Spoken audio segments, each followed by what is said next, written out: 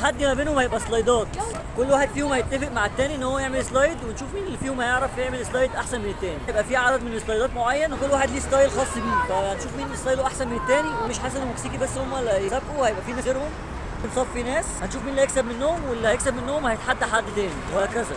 مين اللي هيكسب لقب كينج السلايد؟ انتوا اللي هتقرروا مين اللي هيبقى هو الكسبان. جاهز يا حسن؟ جاهز يا مكسيكي؟ قول يا رب. هتعملوا ايه؟ هتبداوا ماجيك؟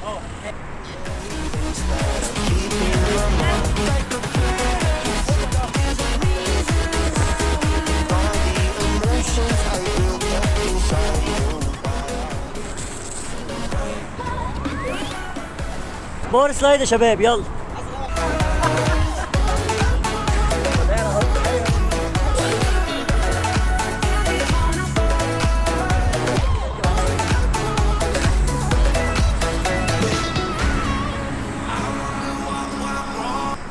تحدي الباراليل.